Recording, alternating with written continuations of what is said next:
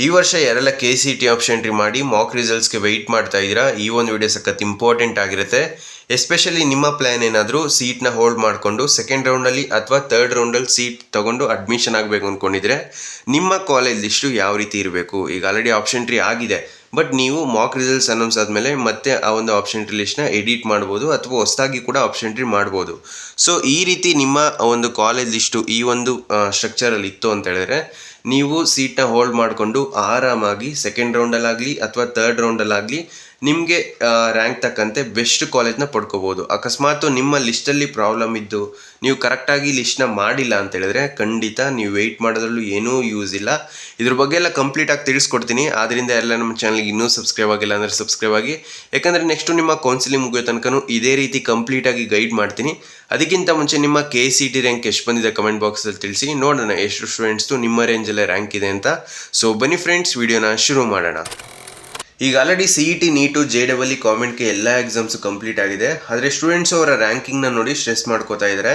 ಆದರೆ ಈ ಒಂದು ಇಂಪಾರ್ಟೆಂಟ್ ಅಪ್ಲಿಕೇಶನ್ನ ನೀವೆಲ್ಲರೂ ಕೂಡ ಮಿಸ್ ಮಾಡ್ಕೋತಾ ಇದ್ದೀರಾ. ಈ ಒಂದು ಸಿಂಗಲ್ ಫಾರ್ಮಿಂದ ನೀವು ಒಂದು ಅಡ್ಮಿಷನ್ ಆಪರ್ಚುನಿಟಿನ NIT 4 ಕ್ಯಾಂಪಸಸಲ್ಲಿ ಎಕ್ಸ್ಪ್ಲೋರ್ ಮಾಡ್ಬೋದು. ಇದರ ಜೊತೆಗೆ ಕೋರ್ಸ್ ಕಂಪ್ಲೀಟ್ ಆದಮೇಲೆ IIT ಖರಗ್ಪುರ್ ಕಡೆಯಿಂದ ಮೈಕ್ರೋ ಸ್ಪೆಷಲೈಸೇಷನ್ ಸರ್ಟಿಫಿಕೇಟ್ನ ಆರ್ಟಿಫಿಷಿಯಲ್ ಇಂಟೆಲಿಜೆನ್ಸ್ ಆ್ಯಂಡ್ ಮಿಷಿನ್ ಲರ್ನಿಂಗಲ್ಲಿ ಪಡೆಯೋ ಅವಕಾಶ ಇದೆ. ಮತ್ತು ಲಿಂಕ್ ಡಿಸ್ಕ್ರಿಪ್ಷನ್ಲಿ ಮತ್ತು ಕಮೆಂಟ್ ಬಾಕ್ಸಲ್ಲಿ ಕೊಟ್ಟಿರ್ತೀನಿ, ಹೋಗಿ ಈಗಲೇ ಕ್ಲಿಕ್ ಮಾಡಿ ಚೆಕ್ ಮಾಡಿ. ಇಲ್ಲಿ ಡಿಗ್ರಿ ಜೊತೆಗೆ 4th ಸೆಮ್ ನಂತರ ಎಲಿಜಿಬಿಲಿಟಿ ಕ್ರೈಟೀರಿಯಾ ಕ್ಲಿಯರ್ ಮಾಡಿದರೆ NIT ಸ್ಟೂಡೆಂಟ್ಸ್ಗೆ ಸ್ಟಾರ್ಟಪ್ಸ್ ಮತ್ತು MNC ಕಂಪ್ನೀಸಿಂದ ಬರೋ ರಿಯಲ್ ವರ್ಲ್ಡ್ AI ಪ್ರಾಜೆಕ್ಟ್ಸ್ ಮೇಲೆ ವರ್ಕ್ ಮಾಡೋ ಅವಕಾಶ ಕೂಡ ಇರುತ್ತೆ. ಪ್ರತಿ ಪ್ರಾಜೆಕ್ಟ್ಗೆ ಮಿನಿಮಮ್ 30,000 ತನಕ ಸ್ಟೈಪೆಂಡ್ ಸಿಗುತ್ತೆ. ಅದ್ರ ಜೊತೆಗೆ ಸ್ಟೂಡೆಂಟ್ಸ್ಗೆ ರಿಯಲ್ ವರ್ಲ್ಡ್ ಇಂಡಸ್ಟ್ರಿ ಎಕ್ಸ್ಪೀರಿಯನ್ಸ್ ಕೂಡ ಸಿಗುತ್ತೆ. ಮತ್ತೆ NIT ಅವರು 100 ಕೋಟಿಗಿಂತ ಹೆಚ್ಚು AI ಟೋಕನ್ಸ್ಗಳನ್ನ ಕೊಡ್ತಾ ಇದ್ದಾರೆ. ಇದರಿಂದ ಕಾಂಪ್ಯೂಟ್ ಲಿಮಿಟ್ಸ್ ಅಥವಾ ಯೂಸೇಜ್ ರಿಸ್ಟ್ರಿಕ್ಷನ್ಸ್ ಏನೂ ಯೋಚನೆ ಮಾಡಿದೆ ಅಡ್ವಾನ್ಸ್ಡ್ AI ಪ್ರಾಜೆಕ್ಟ್ಸ್ನ ಬಿಲ್ಡ್ ಮಾಡ್ಬೋದಾಗಿರುತ್ತೆ. ಹಾಗಾಗಿ ಬರೀ CET ಮೇಲೆ ಮಾತ್ರ ಡಿಪೆಂಡ್ ಆಗೋದಕ್ಕೆ ಹೋಗಬೇಡಿ, ಎಲ್ಲ ಆಪರ್ಚುನಿಟಿನೂ ಕೂಡ ನೀವು ಎಕ್ಸ್ಪ್ಲೋರ್ ಮಾಡಲೇಬೇಕು. ಅದರಿಂದ ನೀವು ರಿಯಲ್ ವರ್ಲ್ಡ್ ಸ್ಕಿಲ್ಸ್ನ ಕಲಿತು ನಿಮ್ಮ ಫ್ಯೂಚರ್ನ ಸೆಕ್ಯೂರ್ ಮಾಡ್ಕೋಬೋದು. ಲಿಂಕ್ ಡಿಸ್ಕ್ರಿಪ್ಷನ್ಲಿ ಮತ್ತು ಕಮೆಂಟ್ ಬಾಕ್ಸಲ್ಲಿ ಕೊಟ್ಟಿರ್ತೀನಿ, ಹೋಗಿ ಈಗಲೇ ಕ್ಲಿಕ್ ಮಾಡಿ ಚೆಕ್ ಮಾಡಿ, ನಿಮ್ಮ ಫ್ಯೂಚರ್ ಕೂಡ ಬದಲಾಗ್ಬೋದು. ಈಗ ವಿಡಿಯೋನ ಕಂಟಿನ್ಯೂ ಮಾಡೋಣ. ತುಂಬ ಸ್ಟೂಡೆಂಟ್ಸ್ಗೆ ಡೌಟ್ ಇರೋದು, ನಾನು ಸೀಟ್ ಹೋಲ್ಡ್ ಮಾಡ್ಕೋಬೇಕಂದ್ರೆ ನನ್ನ ಕಾಲೇಜ್ ಲಿಸ್ಟು ಯಾವ ರೀತಿ ಇರಬೇಕು. ಸೊ ಈಗ ಗಮನ ಇಟ್ಟು ವಿಡಿಯೋನ ಕೊನೆ ತನಕ ನೋಡ್ತಾ ಹೋಗಿ. ಸೊ ಈ ರೀತಿ ಒಂದು ನಿಮಗೆ ಡೆಮೋ ಲಿಸ್ಟ್ ತೋರಿಸ್ತಾ ಇದ್ದೀನಿ. ಇದರಲ್ಲಿ ನಿಮಗೆ 13 ಕಾಲೇಜ್ನ ಆ್ಯಡ್ ಮಾಡಿದ್ದೀನಿ. ಓಕೆನಾ, ಸುಮ್ಮನೆ ರ್ಯಾಂಡಮ್ ಲಿಸ್ಟ್ ಇದು. ಬಟ್ ನಿಮ್ಮ ಒಂದು ಲಿಸ್ಟು ಇದೇ ಒಂದು ಕ್ರೈಟೀರಿಯಾನ ಸ್ಯಾಟಿಸ್ಫೈ ಮಾಡ್ತಿದೆ, ಒಂದ್ಸಲ ಚೆಕ್ ಮಾಡ್ಕೊಳ್ಳಿ. ಈಗ ಈ ರೀತಿ ನಿಮಗೆ 13 ಕಾಲೇಜ್ ಇದೆ ಅಲ್ವಾ. ನನ್ನ ಪ್ಲ್ಯಾನು ಸೀಟ್ನ ಹೋಲ್ಡ್ ಮಾಡಿಕೊಂಡು ಬೆಸ್ಟ್ ಕಾಲೇಜ್ ಅಂದರೆ ಬೆಸ್ಟ್ ಕಾಲೇಜ್ ಸಿಗಬೇಕು ನನ್ನ ರ್ಯಾಂಕ್ ಪ್ರಕಾರ. ಆ ರೀತಿ ನನ್ನ ಪ್ಲ್ಯಾನ್ ಇದೆ. ಸೊ ನಾನು ಯಾವ ರೀತಿ ಲಿಸ್ಟ್ನ ರೆಡಿ ಮಾಡಬೇಕು ಅಂತ ಹೇಳಿದ್ರೆ, ಮೊದಲನೇದಾಗಿ ನಿಮ್ಮ ಒಂದು ಲಿಸ್ಟಲ್ಲಿ 3 ಸೆಕ್ಷನ್ ಇರಬೇಕು. ಸೊ ಟಾಪ್ ಸೆಕ್ಷನ್ ಮತ್ತು ಮೀಡಿಯಮ್ ಸೆಕ್ಷನ್ ಮತ್ತು ಸೇಫರ್ ಸೆಕ್ಷನ್ನು. ಸೊ ಈ ಒಂದು 3 ಸೆಕ್ಷನ್ ನಿಮ್ಮ ಒಂದು ಕಾಲೇಜ್ ಲಿಸ್ಟಲ್ಲಿ ಕಂಪಲ್ಸರಿ ಇರಲೇಬೇಕು. ಆವಾಗ ನೀವು ಸ್ಮಾರ್ಟಾಗಿ ಚಾಯ್ಸ್ ಎಂಟ್ರಿನ ಮಾಡ್ಬೋದಾಗಿರುತ್ತೆ. ಸೊ ಈಗ ನೀವು ಈ ಒಂದು 13 ಕಾಲೇಜ್ನ ಆ್ಯಡ್ ಮಾಡಿದ್ದೀರಾ ಅಂತ ಅಂದ್ಕೊಳ್ಳಿ. ನಿಮಗೆ ಮಾಕ್ ರೌಂಡಲ್ಲಾಗಲಿ ಅಥವಾ ಫಸ್ಟ್ ರೌಂಡಲ್ಲಿ, ಸೊ ನಿಮ್ಗೆ ಅಡ್ಮಿಷನ್ ಸ್ಟಾರ್ಟ್ ಆಗೋದು ಫಸ್ಟ್ ರೌಂಡಿಂದ ಅಲ್ವಾ. ಸೊ ಫಸ್ಟ್ ರೌಂಡಲ್ಲಿ ಈಗ 7th ಕಾಲೇಜ್ ಅಥವಾ 8th ಕಾಲೇಜ್ ಸಿಕ್ತು ಅಂತ ಅಂದ್ಕೊಳ್ಳಿ. BMS ಕಾಲೇಜಲ್ಲಿ AML ಸಿಕ್ಕಿದೆ, ಇದು ಫಸ್ಟ್ ರೌಂಡಲ್ಲಿ. ಈಗ ಈ ಒಂದು ಕಾಲೇಜ್ನ ಇವರು ಹೋಲ್ಡ್ ಮಾಡಿಕೊಂಡು ನೆಕ್ಸ್ಟ್ ರೌಂಡಲ್ಲಿ ಪಾರ್ಟಿಸಿಪೇಟ್ ಮಾಡ್ತಾರೆ. ಆವಾಗ ಏನಾಗುತ್ತೆ ಅಂದರೆ, ಇವರು ಹೋಲ್ಡ್ ಮಾಡಬೇಕು ಅಂದರೆ ನೀವು ಆಬ್ವಿಯಸ್ಲಿ ಚಾಯ್ಸ್ 2 ಸೆಲೆಕ್ಟ್ ಮಾಡಬೇಕು. ಆವಾಗ ಮಾತ್ರ ಹೋಲ್ಡ್ ಮಾಡ್ಕೊತೀರಾ. ಬಟ್ ಫಸ್ಟ್ ರೌಂಡಲ್ಲಿ ನೀವು ಫೀಸ್ ಪೇಮೆಂಟ್ ಮಾಡೋದಿಲ್ಲ. ಸೆಕೆಂಡ್ ರೌಂಡಲ್ಲಿ ನೀವು ಡೈರೆಕ್ಟ್ ಅಡ್ಮಿಷನ್ ಆಗ್ತೀರಾ, ಅದು ಸೀಟ್ ಹೋಲ್ಡ್ ರೀತಿಯೇ.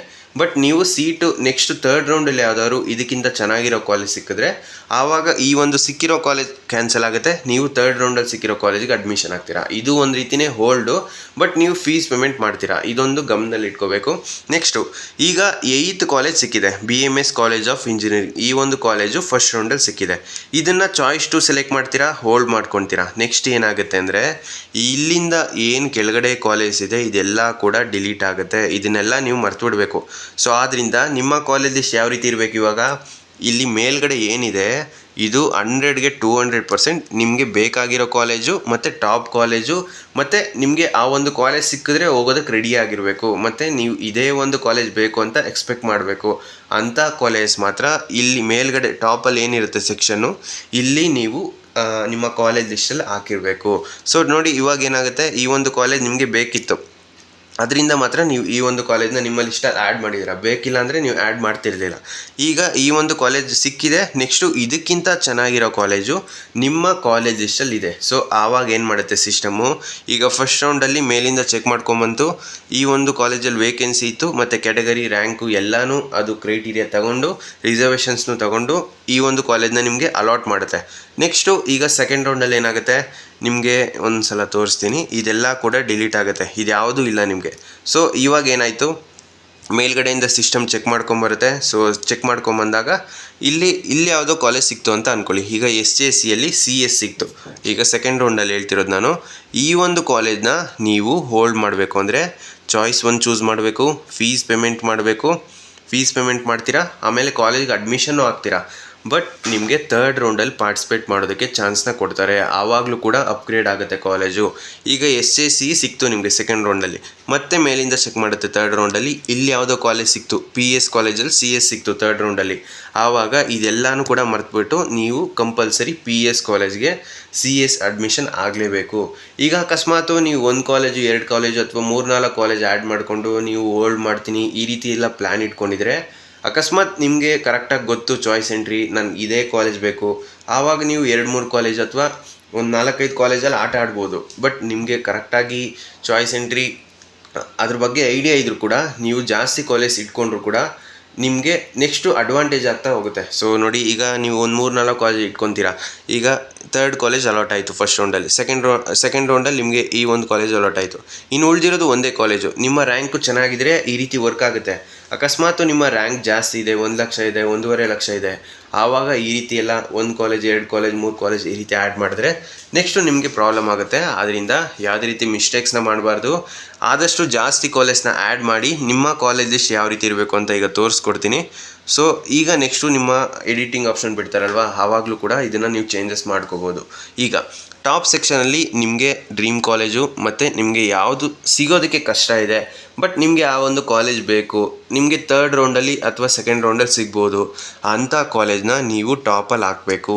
ನಿಮಗೆ ಸಿಗೋ ಅಂಥ ಕಾಲೇಜು ಅಂದರೆ first round last year cut off ನೋಡಿದ್ದೀರಾ, ಅದರಲ್ಲಿ ಫಸ್ಟ್ ರೌಂಡಲ್ಲಿ ಸಿಕ್ಕಿದೆ ಅಂಥ ಕಾಲೇಜ್ನ ಆದಷ್ಟು ನಿಮ್ಮ ಮಿಡ್ ಸೆಕ್ಷನಲ್ಲಿ ಹಾಕಿ. ನೆಕ್ಸ್ಟು ಕೊನೆಯದಾಗಿ ಸೇಫರ್ ಸೆಕ್ಷನ್ನು. ಇದನ್ನು ಪ್ರತಿಯೊಬ್ಬರಿಗೂ ಕೂಡ ನಾನು ಸಜೆಸ್ಟ್ ಮಾಡ್ತೀನಿ. ಯಾಕಂದರೆ ನಿಮಗೆ ಫಸ್ಟ್ ರೌಂಡಲ್ಲಿ ಸೀಟೇ ಸಿಗಲಿಲ್ಲ ಅಂದರೆ ನೀವು ಡಿಮೋಟಿವೇಟ್ ಆಗೇ ಆಗ್ತೀರಾ. ಆದ್ದರಿಂದ ಅಟ್ಲೀಸ್ಟು ನಿಮಗೆ ಈ ಒಂದು ಕಾಲೇಜ್ ಸಿಕ್ಕಿದ್ರು ಓಕೆ ನಾನು ಹೋಗ್ಬೋದು ಅನ್ನೋ ಒಂದು ಮೈಂಡ್ಸೆಟ್ಟಲ್ಲಿ ಇತ್ತು ಅಂತ ಹೇಳಿದ್ರೆ ಅಂಥ ಕಾಲೇಜ್ನ ಸೇಫರ್ ಸೆಕ್ಷನ್ ಅಂದರೆ ಕೊನೆಯಲ್ಲಿ ಹಾಕಿ.